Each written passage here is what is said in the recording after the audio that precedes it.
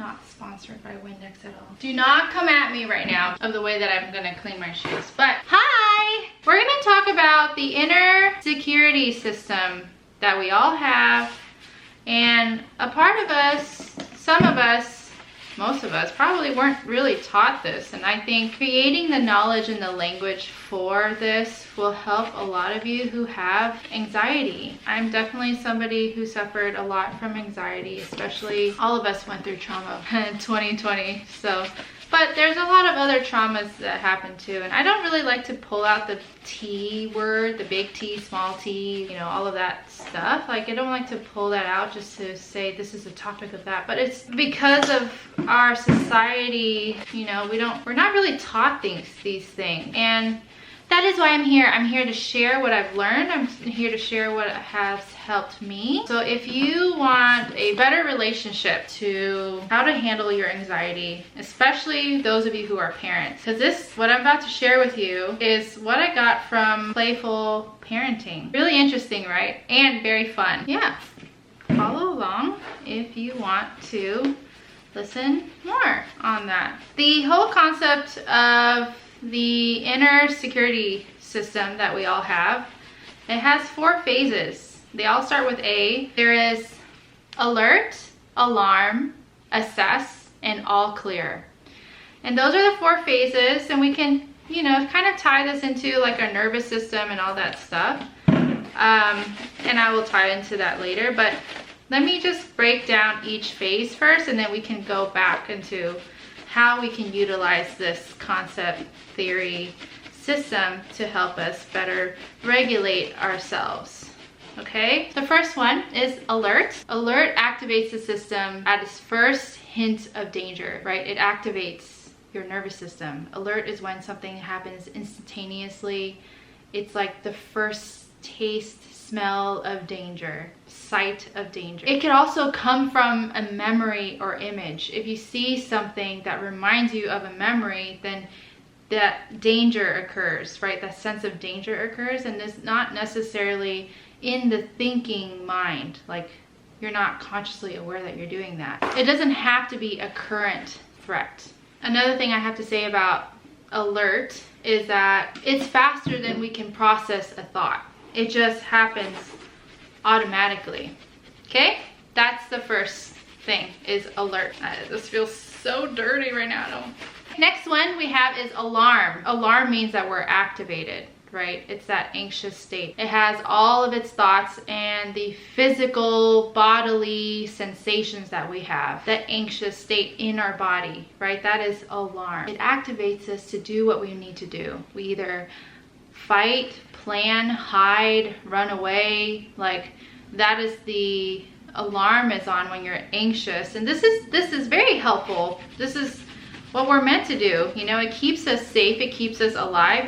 It's that whole survival mechanism, right? That just helps us go through life. Look at the difference. There's really not that much of a difference, but anyway, you can call for help, right? It's the thing that helps us move into action. So alarm is like you're activated. Okay, I'm activated. Let's move. Let's get things going. Action. And then the next phase is assessment. It's that thoughtful evaluation. You see, like, oh, okay, am I really safe? Is this really dangerous? If this is dangerous, then I have to do something. I have to run, hide, you know, fight, flight, flee, freeze, like all of that stuff. Although I would say that freeze is involuntary sometimes.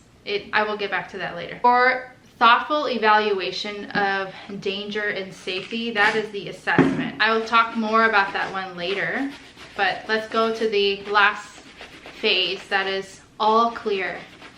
Obviously, all clear means that it's the signal for the alarm system to turn off. It means all is well, I am safe, we're good, let's move on with our lives. Let's go frolic in the woods. Let's go do whatever we wanted to do, you know, set out to do. Okay, that is the all clear signal. Now, the problem is we are not taught to assess. If you are somebody that was raised in the household that helped you avoid emotion, feelings, that helped you avoid danger, and having someone do the assessing for you, right? So for me, my personal story, this is not my parents' fault. I totally understand where they came from this. And now being a parent myself, I'm seeing how it doesn't work. You know, how I don't want to raise my kids like that, because I'm always in a anxious state or fearful, because the society has you fearing everything. We don't want that. We want to live a fully thriving life and not having to hide from things, right? Let's go back to what I was trying to say. I had an upbringing where my mom would keep me safe at home all the time. She knew everywhere I was. Of course, every parent's job is to do that, but at the same time, like, I avoided a lot of things. I didn't have that willpower or be able to see what helped me assess if I'm in danger and safety. My mom automatically did that for me. Or every time, perfect example, every time I would go out, my brother had to be with me. Let's say we would have to go together. So I even grew up going clubbing with my brother. Like, we're always together. We went to the gym together, we got gas together, we got groceries together. Like, and I don't think my parents tried to, like, they didn't intentionally have this happen. They just know that they love their daughter so much, and I'm the only daughter, and that has to be protected, and therefore my brother comes into the picture. And little did they know, or we are all aware of, is that it didn't allow for me to use my assessment skills in my inner security system. So therefore, as an adult, I feel anxious all the time, or I feel like so fearful, especially when I started living alone and with my daughter. That really tested it. I always have to have friends over, or be on the phone or something like that. Anyway, you can't really get to your all clear signal if you know how to really assess, properly assess, right? And sometimes when you're way too overly anxious, you just stay in that loop of alarm. And it is helpful to have support with other people to slowly, incrementally help you assess on your own. And this is not necessarily something that I had a therapist work with me with, or any and all that. I just used the people that I had around me to help me see, and that actually took a lot from me to share my vulnerabilities, share that I'm anxious about something, rather than the old thing to do is like, okay, I'm having a panic attack, but I'm gonna try to act so cool right now.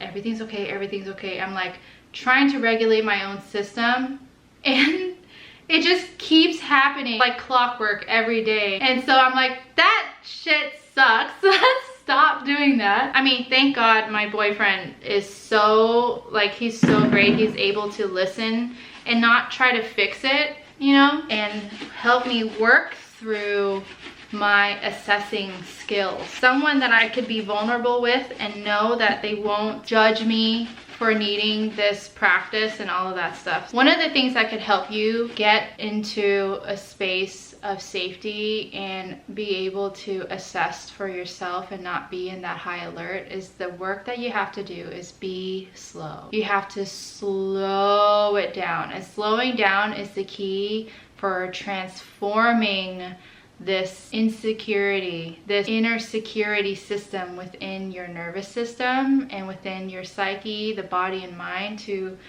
reconnect, right? And to have you be okay. So how you do this, if you're overly anxious, you allow yourself to feel those feelings. And one of the techniques that I've learned, what he calls the scared and safe technique. And what that does is it helps you realize what's going on, but you have to be so present, you have to be so slow that you cannot skip this part, like so slow enough for that so that you could see what's actually happening. The scared and safe technique is like, okay, my heart is beating, it's pounding out of my chest, my hands are sweaty. It's because I'm anxious and I'm not in danger. I was alerted from a memory from a smell, a taste, a touch, a thought. I was alerted from a memory, thinking my system is in danger, but is not a current threat. Scared and safe is like, okay, I feel this in my body. My throat is dry. My upper back feels super tense. I can't breathe. Or if I'm like, one of my things was I kept saying like, I can't, it's hard for me to breathe. It's hard for me to breathe. And then I have to just put my hand on my heart and say like, I feel all these things because I am anxious and not because something dangerous is happening. It's because I'm anxious, and it's not because anything dangerous is happening right now. Then you kind of marry being present into what's actually happening, right? So the overly alerted system, hyperstimulated alerted system will eventually thaw, soothe. You know, you'll be able to soothe yourself, to thaw out. In the language of somatic experiencing or somatic intelligence, is you're thawing, right? Think about your nervous system: freeze, flight, flee, fight. When you're frozen in an anxious state, or you're frozen, you're like that little bunny that kind of senses danger but just plays dead. They play dead without even thinking of it. It's just so instantaneous. And so that happens to us. We just weren't taught how to get out of it. When we're in that anxious state, what helps us to reassess is in the thawing, in the when you're frozen. Like say you put something in the freezer and you're frozen, you need to thaw, right? So that you could be able to move and be cool, good again. A lot of these things are primal. A lot of the body's responses is very primal, and so that's why we go to primal movements sometimes to help us. Oh yeah, and by the way, the hand to heart, there's a trigger that happens in the brain when you put your hand to your heart. It's just like receiving a hug. Literally, it's like receiving a hug. And this is very helpful, especially during, isolation. When you're alone, hand to heart helps so much, so much. And they say we need at least 8 hugs a day to feel secure, to feel safe, to feel whole, to feel complete, to feel awesome. If 8 hugs a day seems like too much, that means you're not getting enough hugs. So give yourself these hugs. This has helped me so much in becoming the mother that I am. Seeing where if I'm taking care of myself, if I'm taking care of my own anxiety, my own world, my own inner world, my own fears, my own, all of those things, I'm taking care of that, then I'm able to be what they call a second chicken for my kid. So there's another concept called the second chicken, and it's about co-regulation, basically. My shoes are clean now. Now I'm just gonna talk to you guys. Co-regulation, meaning it happens so naturally because it's something that we do. If you think about a mother and a baby, the baby is fresh out of the womb, starts crying, primal movement, starts crying because it needs something, right? And the mom is there to soothe, right? The mother co-regulates with the child, co-regulates the nervous system. The mother is, okay, you are safe, honey. Like, you are safe. I'm here for you. You're safe. So that is a secure attachment, that type of thing. Another example of co-regulating is living with your partner. You're married, you have a husband or wife, and you co-regulate with them every day. You don't know that you're doing this. You're also not only co-regulating once you become a mother, you co-regulate when you have a partner and you're living with somebody, right? It's those moments where you come home from work and you talk about each other's day. That's co-regulating. It's one of those that's like, okay, you take out the trash, I'll take care of the dishes. That's co-regulating. Co-regulating is like being there for each other, right? And it happens in the brain, just 2 brains next to each other is like co-regulation. The second chicken, they did this study where if the chicken feels like it's in danger and it collapses, right? It freezes, like let's say any animal, but I love the chicken because it's funny. It's just, all of these concepts are in the same book. Which I'll show you later. The second chicken. So the first chicken goes out and senses danger, collapses, stays still, and then it takes them a lot longer to come up out of freeze, and then go back into the world, right? The second chicken, if two chickens were together and they sense danger and they both collapse, then they look at each other to see if we're safe or not. So it's a lot faster. They did this study, I don't want to read it all again, but just trust me on this. If you want to read into this, like, go get the book and you can read it yourself. But what I got from the second chicken is that sometimes we need to look at another person to see if we're safe. Like, okay, they look like they're safe, so I'm safe. And that's what your kid looks at you for. When they are learning to use their self-assessment, that phase 3, that third stage security system that we have inside us, they're looking for, okay, are we safe? So as a parent, I'm trying to change, I'm working on changing. Oh, be careful, be careful. That's like imposing fear, right? Imposing fear of a scuffed knee. Like, that's not the end of the world, but we keep saying, be careful, be careful.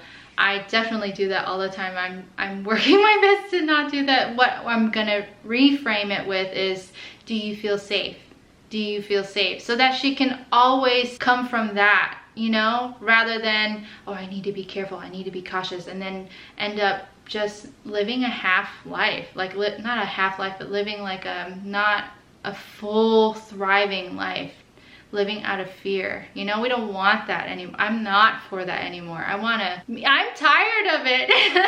I hope this kind of like gets your brain working. I hope these concepts help you see that you don't have to live anxiously all the time, and we always have the control of our experience in life. We always have the choice to choose something different. Hopefully, having this inner security system and the language for this inner security system, alert, alarm, assess, all clear, going for that all clear, giving yourself that all clear signal will help. Another thing I do want to say before I end this video is that when you are learning to work with your nervous system, this ebb and flow of life, there's seasons, right? There's cycles. There is cycle of the breath, the ebb and flow of ocean waves. There is light and dark, the sun and the moon. There is all these up-regulation, down-regulation. Up-regulation, like as far as the women's menstrual cycle, right? There's up-regulation from follicular ovulation and then luteal bleed, right? Down-regulation, luteal bleed. And so if you want to think about your nervous system, kind of the same. When you're up-regulating, up-regulation is being activated, i.e. triggered about something. You're hyper aroused. You're in this aroused state. There's a lot of activity and stimulation that goes up-regulation. What happens is that we keep getting up-regulated and we don't really necessarily give ourselves time to down-regulate. Prime example, yesterday I went to the bank. There's this guy that gave me a really weird look. And it up-regulated. I felt activated. I felt unsafe, and I just like my brain went everywhere. My brain was like, don't let him follow me. Where's my safety thing? Like all of this stuff. And I had my daughter with me too, so I was just like, okay. He gave me a really weird look. So my alert was like, something's dangerous. It might have been something from my past where I was in danger by a certain look, like feeling like I'm preyed upon. And then when I got home, everything is safe. It took me a while to down regulate, and the thing to remember is that I was down regulating, so I can give myself that space to slow down, take a breath, assess, and give myself that all clear signal. And if I didn't have the terminology or know that, okay, that's just what my nervous system is doing, there's nothing wrong, you know? There's having that scared and safe technique. Like, I'm feeling all of these feelings. I'm feeling like I can't breathe. I'm feeling like I'm about to pass out. I'm feeling all these things because I'm anxious, not because something dangerous is happening, because I am safe right now, right? That's the technique I used yesterday. And so now I'm good. It's knowing that there has to be a down regulation. That's just how the world works. And we've taken so much time to upregulate, activate. And then we're all the way up here. So then for me, these past 3 years, I've been down regulating, just down regulating, slowing my whole life down, So now I feel baseline, like cool to just go with the flow. I hope that helped. Let me know if it did something, if it sparked some interest. Let me know if you want me to talk about anything else. This is the book where I got most of the info from, and the practices and the techniques. This is a super good book. This is the second book that I read from him. The first book I read is called Playful Parenting, and you know what, I do want to say reading parenting books is like reading for my inner child. And we all know, being a parent, you have the opportunity to parent your inner child within yourself too. So really good book. Another book that helps with the co-regulation. This is Co-Regulation Handbook, Creating Competent Authentic Roles for Kids with Social Learning Differences, so we all stay positively connected through the ups and downs of learning. This is also really good too. Super easy read. Both of them hand in hand together, so good. I will take more. Oh, this one's called The Opposite of Worry, The Playful Parenting Approach to Childhood Anxieties and Fears by Lawrence J. Cohen, PhD. He's awesome. A lot of knowledge from both of these books. Thanks for watching, guys.